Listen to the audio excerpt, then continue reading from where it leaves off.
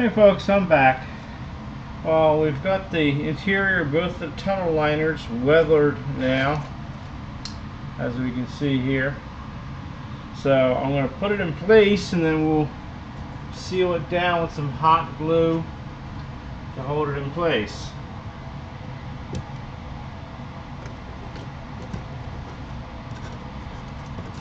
Get the other one out of the way.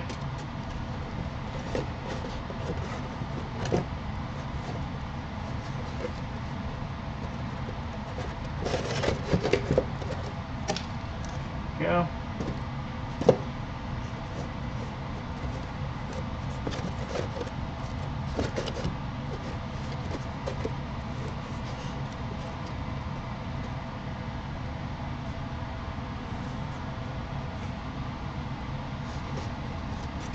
Alright, that looks really good right there.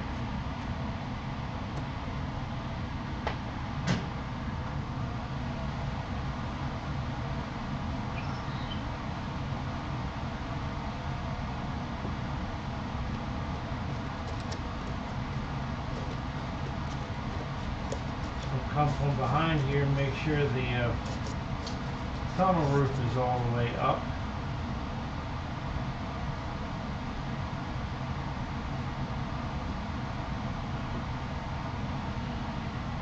So now what I want to do is heat up my hot glue gun, and then we'll go along here and across up the sides and such and seal the tunnel down. The other one I'll be able to set in place a lot easier and glue down. This one was a little more challenging, so heat up the hot glue gun here. We'll be ready in a couple of minutes.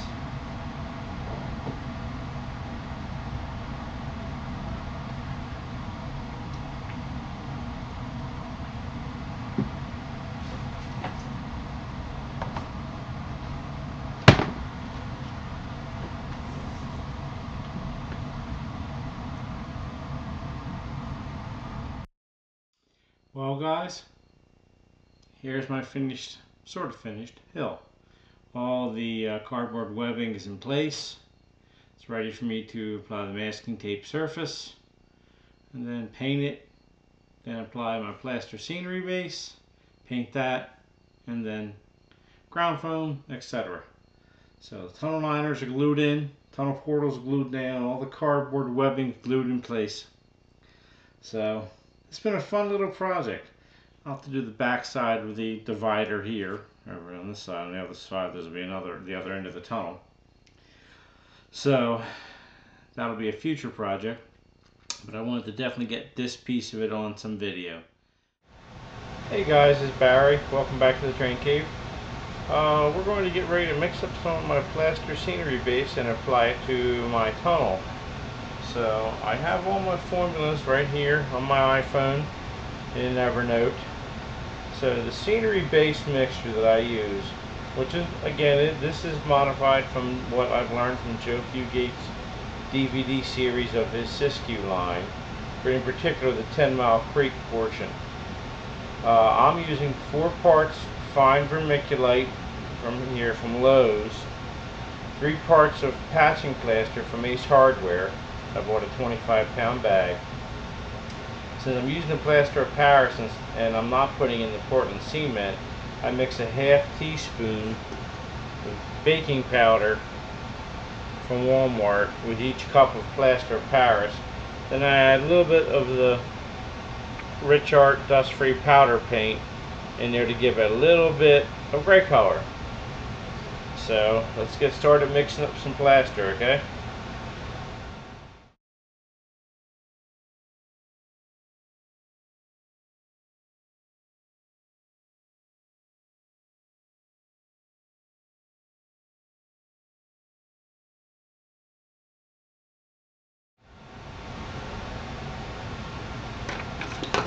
So I got all my inexpensive measuring cups here. I usually start out with a nice level cup of vermiculite.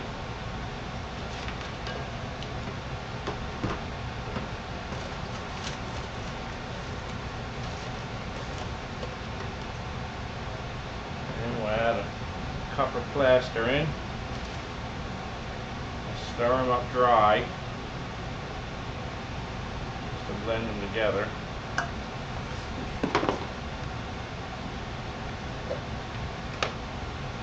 And just a little bit of the baking powder. I have all this in a cardboard box to keep the mess from getting everywhere.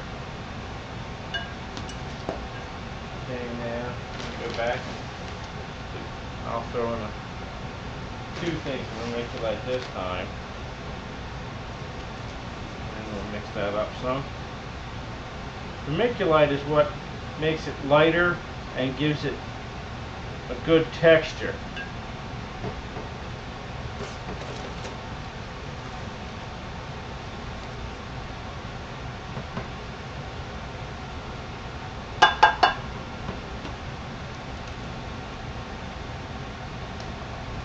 That is one of the many things I like about this scenery formula. Is it's not flat.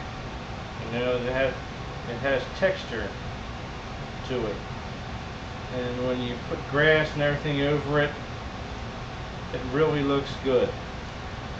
Now what you can do is, as you apply it, you can wet it with a spray mister with just some water, no wet water or anything, and smooth it out if you want to, or you can leave it rougher depending upon what you do with it. So, alright, so we need one more each of plaster and vermiculite, and one more thing of baking soda. So one there.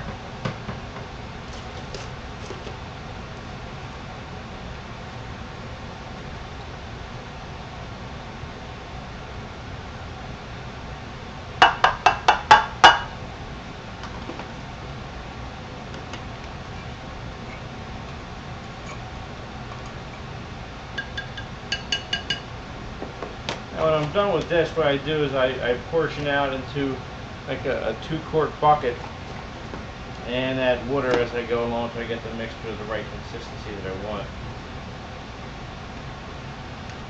You just gotta stir up the mixture real good here.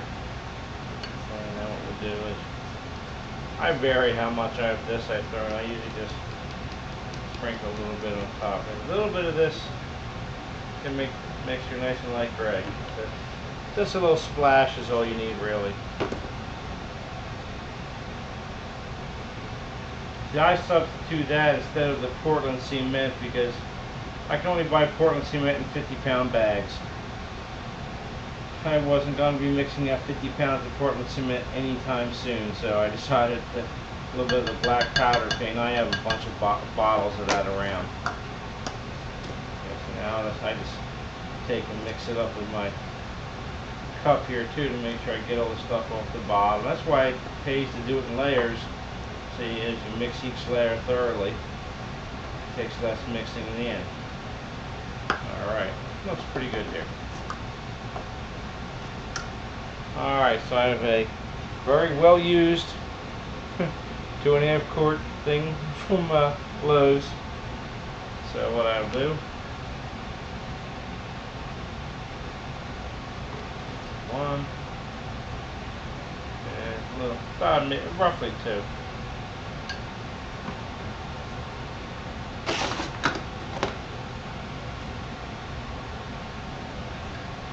And I got my container of water, and I'll start pouring some in. You want to go less is more here till you get the consistency right.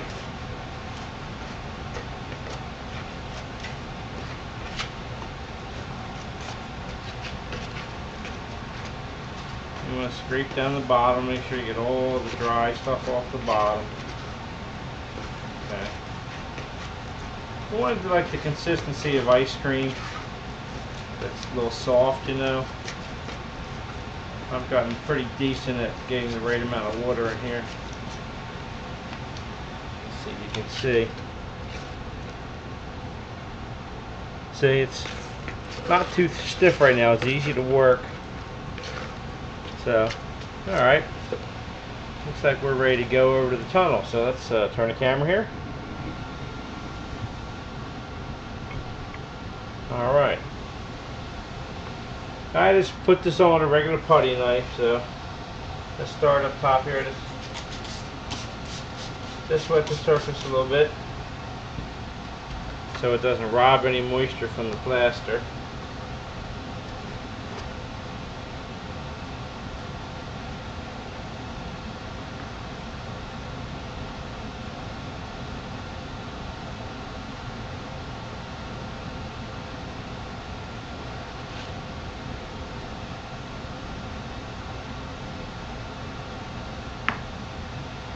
I use various tools depending upon what I'm doing, like spatulas, and sometimes I have like artist acrylic tools I use to get down inside of tight crevices and stuff like that.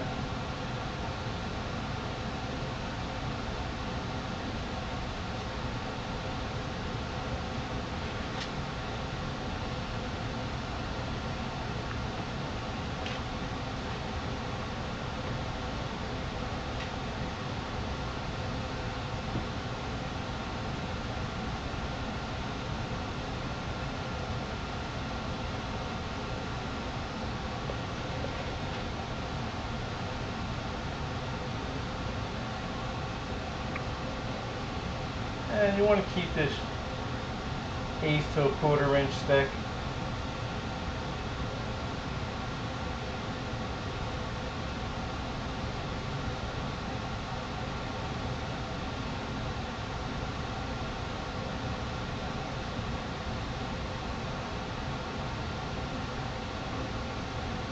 And as you go along, try to work out your tool marks and everything, but a little bit of texture never hurt anything. You just don't want like really obvious tool marks, you know.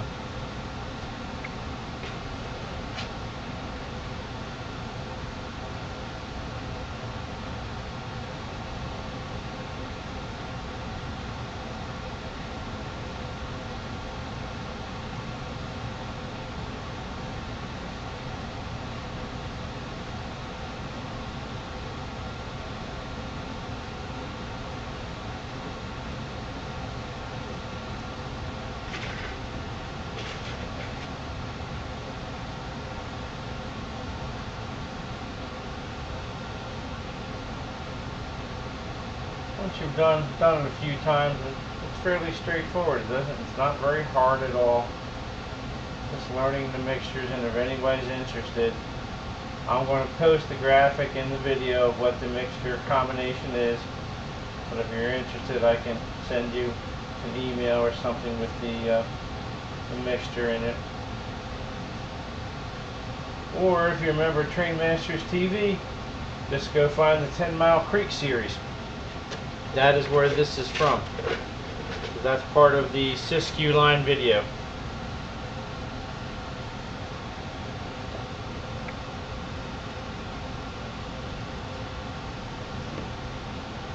And if it starts to dry out at all on you, you can just hit it with a mist of water. And you can do that too if you wish to smooth it some.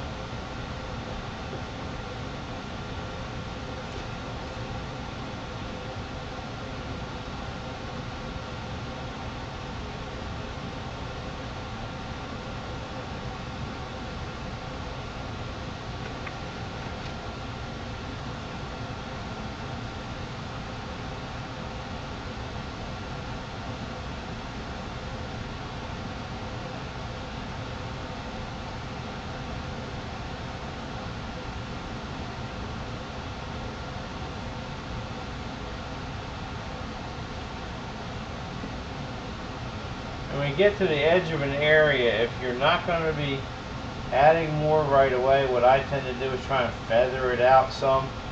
That way it makes it easier to blend it in later when this edge is dry. But if you're coming right behind it with the next batch, you know, like I'll be, it's not as much of a problem.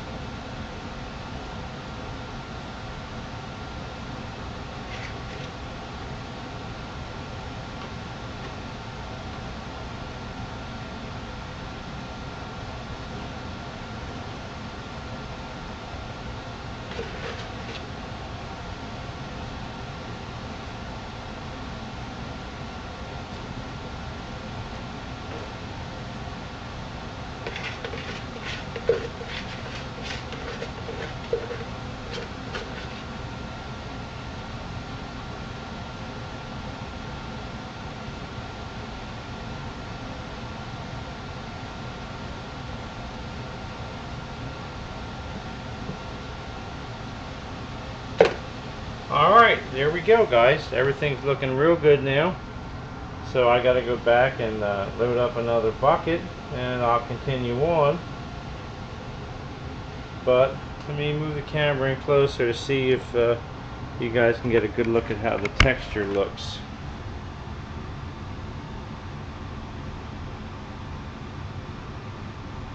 See, the reason I add that black powder is to give it that gray color, because that way when you poke holes and everything, you don't see a stark bright white glaring at you.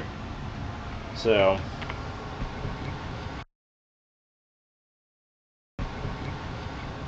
well, I hope everybody's enjoyed that little bit. I'm going to go ahead and scenic the rest of this hill, and then when I'm done, I'm going to work my way along the edge of the layout where the fascia is, and then I have to cover a hill on the far end, then build my backside of the tunnel and cover that. So this is kind of the complete process here. Once this is done, like the base here, it'll get a coat of my earth colored paint that's mixed 50-50 with water, and then it'll be ready for track and scenery. So for this video update for now, that's all, folks, and you guys take care, and I'll be seeing you soon.